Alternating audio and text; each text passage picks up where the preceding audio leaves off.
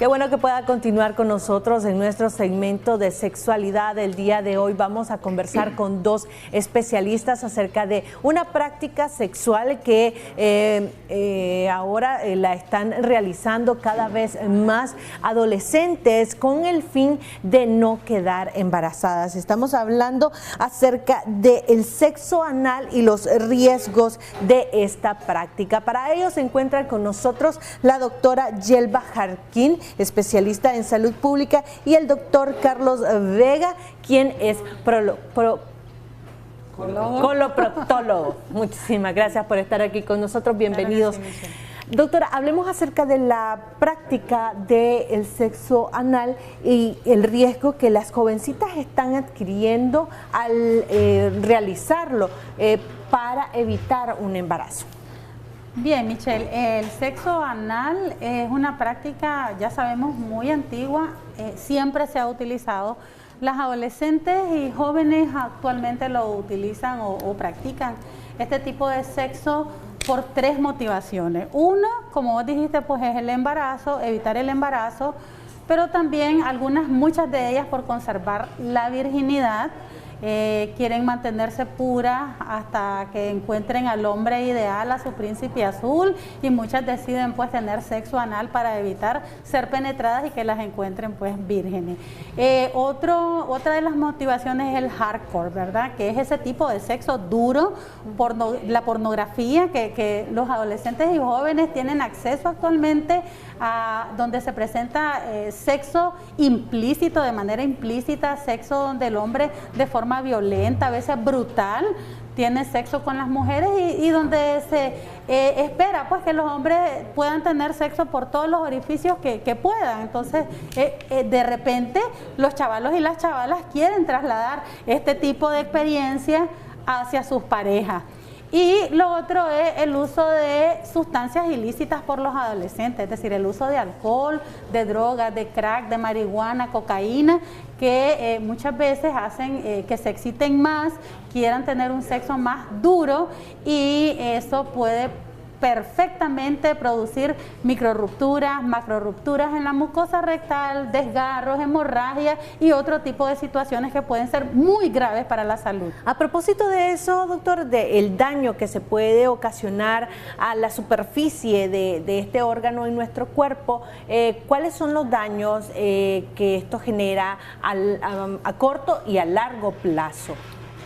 Buenos días, amigos televidentes. Michelle, gracias por la invitación de compartir con la doctora Jarquín acerca de este tema que, como muy bien decía la doctora, es una práctica que data de hace muchos años, miles de años. Sin embargo, es un tabú. Y debo recordar como coloproctólogo que el conducto anal es una área anatómica de nuestro organismo que no está hecho para tener relaciones sexuales.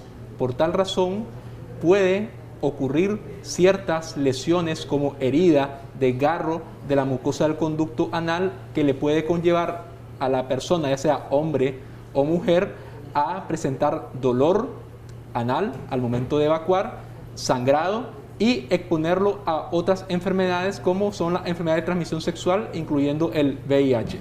Porque ese es otro tema importante. Generalmente cuando se tienen relaciones sexuales y se tienen sexo anal, generalmente los jóvenes y los adultos no utilizan preservativos. ¿Se puede adquirir y qué tipos de enfermedades se pueden adquirir al sostener este tipo de relaciones? Por supuesto, Michelle, como dijo el doctor, esta mucosa, a diferencia de la vagina y de la vulva, no hay lubricación y no tiene la misma elasticidad que tiene la vagina para adaptarse a un juguete, a un pene. Entonces, de tal manera que es muy sensible, puede ser rota inmediatamente en algún momento. Y vos lo puedes notar en el momento de tener sexo como después pueden aparecer esas consecuencias, pero recordemos también que es un área donde hay mucha absorción, es decir, por eso algunos medicamentos se indican por esta vía porque es como una esponjita, ¿no? Se absorbe todo.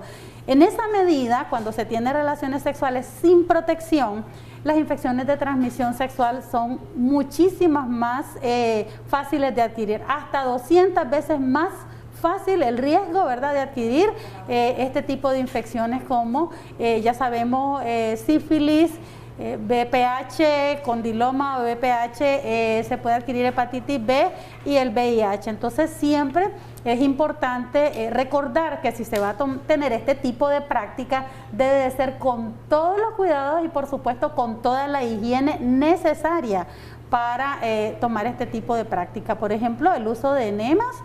Antes de tener esta relación sexual hay que documentarse y de tal manera que no sea una práctica siempre, ¿verdad? El uso, pues no te va a convertir en una clismafilia, ¿verdad? También puedes sentir placer con el uso de los enemas y hay que tener mucho cuidado también con esto.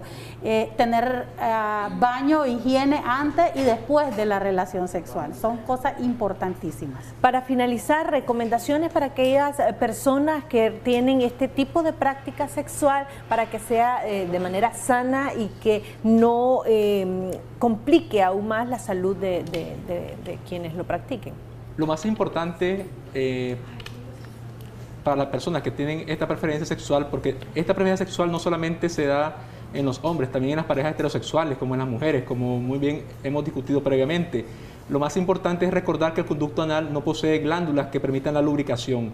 Por tal razón, la persona que practique esta preferencia sexual debe de utilizar cierto lubricante artificial asociado a utilizar siempre el preservativo, es decir, el condón. ¿Por qué? Con el objetivo de evitar múltiples infecciones de enfermedad de transmisión sexual. La sífilis, la gonorrea es una que es muy frecuente también. Y lo otro es que hay que recordar que el conducto anal tiene muchas fibras nerviosas. Por tal motivo también es un órgano de placer en algunas personas. Sin embargo, no está hecho para la relación sexual habitual que puede tener uno como persona. Y recordarles a las mujeres que el sexo anal no es una forma de planificación, ¿verdad? Eso es importante recalcarlo. Y si uno va a tener relaciones sexuales anales, tiene que ser con su pareja lo más estable posible que exista en esta relación. Doctora.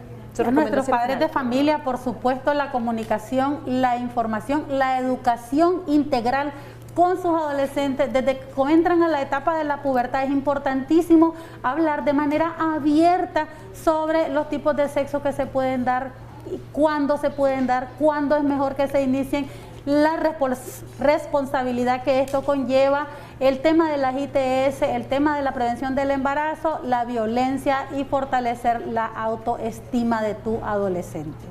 Muchísimas gracias a ambos por darnos esas recomendaciones sobre este tema. Esperamos que la información sea de utilidad para ustedes allá en casa. Ahora yo le doy el traslado a Tatiana Artiles, que tiene información de interés para todos nosotros. Adelante, buenos días, Tatiana.